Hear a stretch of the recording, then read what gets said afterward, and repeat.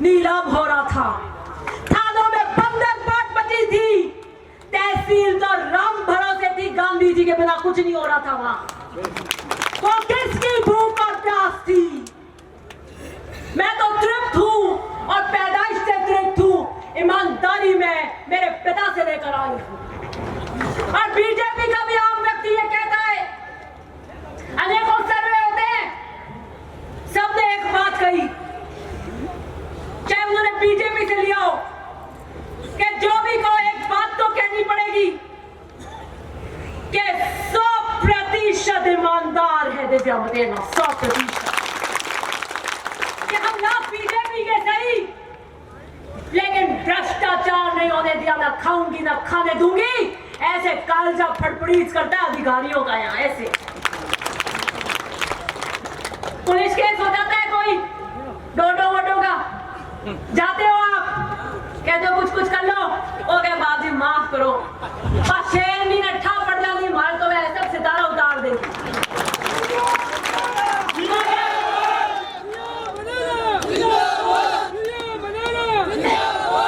वो कैसा हमारे को करो, जेल हो जाएगी, कर बेल हुई यूं है यूं है, मार तो जाए कि नहीं जा कोई नहीं पड़ क्या। हाँ मैं मानू ने फिर कनेडा जीपीएस से कहीं ठा पड़े तो कर जाए मैं पड़े कहीं जाऊं अठाई नहीं पड़ेगा।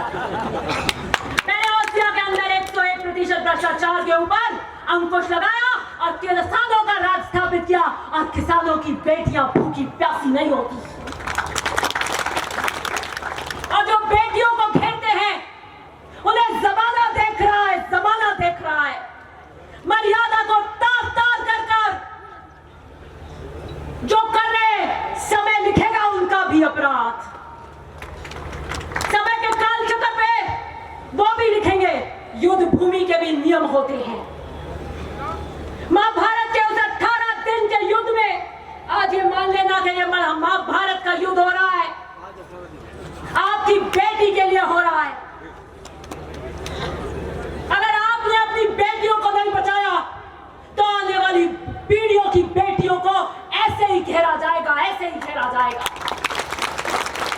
आने वाली पीढ़ियों की बेटियां कभी खड़ी नहीं होंगी, वो कहेंगी एक खड़ी हुई थी मारवाड़ की धरती में दिव्या मदेरणा, कैसे घेरा था उसको मर्यादा से। अब मर्यादित शब्दों के बाण मारे थे, लेकिन वो अभिमन्यु की तरह खड़ी रही, उसने चक्रव्यूह तोड़ा। मैं नए युग की अभिमन्यु, मैं नए युग की अभिमन्यु, चक्रव्यूह फेंकना जानती हूँ, जीतना भी जानती हूँ। युद्ध भूमि के अंदर भी स्त्रियों पे, बच्चों पे और सूर्यास्त होने के बाद प्रहार नहीं किया जाता था, लेकिन यहाँ कोई मर्यादा नहीं है। समय कब लिखेगा उनका अपराध, लेकिन मैं आज अपने पिता की घड़ी पहन कर आई हूं। ये घड़ी उन्होंने मुझे जब ऑपरेशन करने जा रहे थे, मेरा मम्मी है बंबई के अंदर, तो उन्होंने मुझे कहा 3 चीज लेकर आना दिव्या जब मैं ऑपरेशन थिएटर से आ जाऊं। उनको पता था कि वो अगले 48 घंटे के लिए सेडेशन में रहेंगे, क्योंकि बहुत 11 घंटे का बड़ा ऑपरेशन था। उन्होंने कहा एक पेन, पेपर और मेरी घड़ी लेकर आना। और आप सोच नहीं कर सकते कि ऑपरेशन के बाद रात को 8 बजे वो थिएटर से निकले, सुबह 8 बजे जब उन्हें होश, मतलब वो सेडेशन में थे, भारी सेडेशन के अंदर, उन्होंने आंखें खोली, मुझे देखा और पहली चीज कही दिव्या घड़ी लाई, घड़ी। और मैंने उनको घड़ी उनकी कलाई पे पहनाई। या आईसीयू के अंदर फिर उन्होंने अपनी नींद में ऐसे पेन पे लिखा और नर्स को लिख रहे थे, नर्स ने कहा घड़ी साइड में बांध देती हूँ। उन्होंने कहा नहीं सिस्टर, ये घड़ी है समय के इस चक्र पे, और सेडेशन में थे, इसकी एक होलिस्टिक अप्रोच होती है, मतलब इसकी एक संपूर्ण रूप होता है इसका। मेरे पिता जब अपने जीवन की आखिरी सांस, वो आखिरी रात, मैं और मेरी मम्मी उनके सिरहाने बैठी थी, मुझे डॉक्टरों ने बता दिया था 1 साल पहले कि 1 साल से ज्यादा नहीं निकालेंगे। वो जब भाग्य कोई आपको निकाल के बता दे तो एक एक दिन नहीं निकलता, एक एक दिन ये लगता है कि कम हो रहा है। फिर उन्होंने कहा 2 महीने निकालेंगे, अब 1 हफ्ता निकालेंगे, अब 2 दिन निकालेंगे और अब ये ज्यादा से ज्यादा ये रात या 1 दिन निकालेंगे। वो पूछो क्या बीतती है। ऐसे पत्री मेरे को नहीं देखनी, भगवान न बताए। वो समय नहीं निकलता जब आपको समय की इस घड़ी पे ये पता हो कि जाने वाले।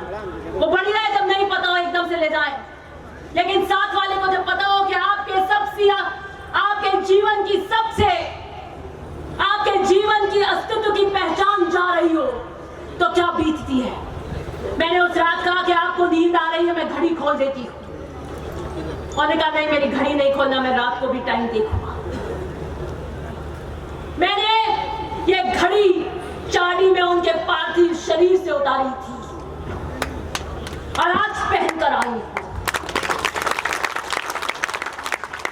समय के इस चक्र पर ईमानदारी और हौसलों की लड़ाई लड़ने आई।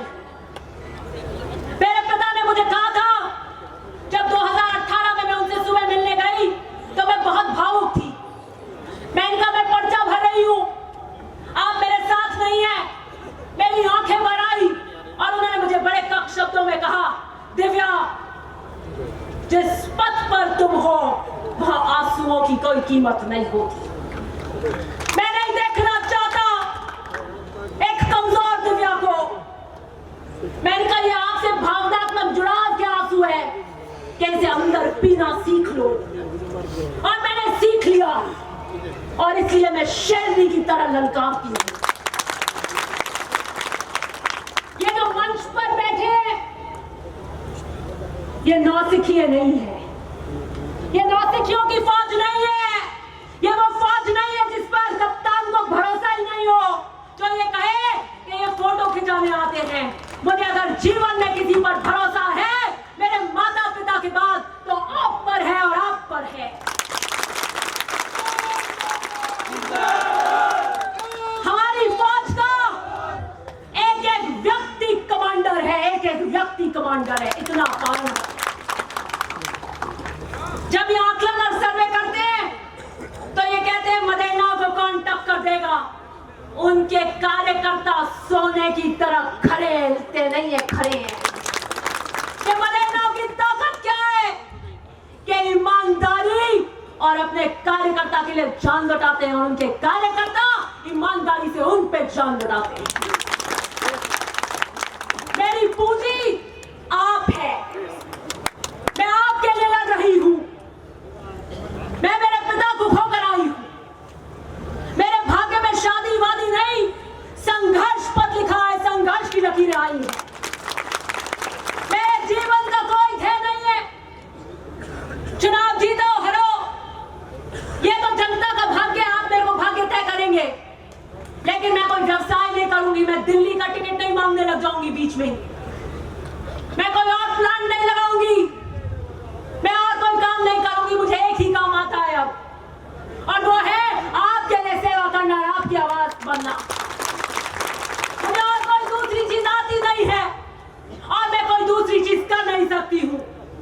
मैं आपको कहना चाहती हूं, चाहे हृदय को ताप दो, चाहे मुझे अभिशाप दो, चाहे हृदय को ताप दो, चाहे मुझे अभिशाप दो, कुछ भी करो, कुछ भी करो कर्तव्य पथ से, किंतु भागूंगी नहीं, भागूंगी नहीं।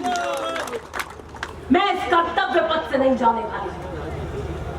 मुझे कोई किसी जंगल में भेजने की अपनी परिकल्पना को भुला के मैं इसी पथ पर चलूंगी। कर्तव्य पथ सिर्फ हार और जीत का नहीं होता है, लड़ाई कैसे लड़ी इसका भी होता है। मूल्यों पे लड़ी के नहीं लड़ी, के समझौतों की राजनीति करके लड़ी।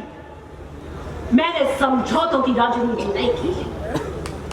एक ने कहा कि दिव्या खड़ा के वो नहीं झुकने वाली, बिल्कुल नहीं झुकूंगी, मैं बिल्कुल नहीं झुकूंगी। मैं अकेली नहीं हूं। अगर मेरा झुकना सिर्फ दिव्या मदेना का झुकना होता तो अलग बात है। मैं ओसिया के मतदाता की प्रतिनिधित्व कर रही हूं, मेरा झुकना आपके वोट का झुकना होता है। मैं राजस्थान के किसान का आशीर्वाद हूं। राजस्थान का किसान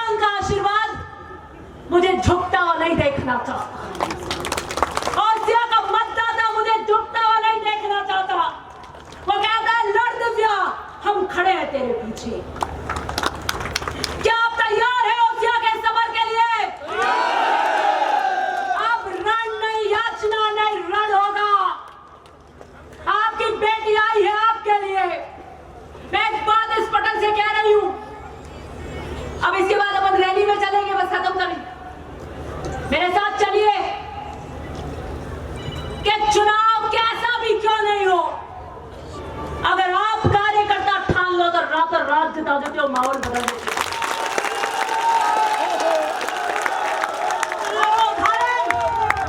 वो उदाहरण 2008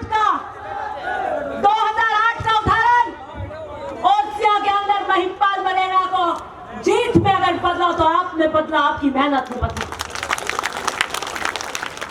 मैं आपको आज बता रही हूं, चाहे कोई कितना भी ढोंग कर ले, हम जीत रहे हैं। मुस्तैदी से पैरों पर रहना, थोड़ा तैयार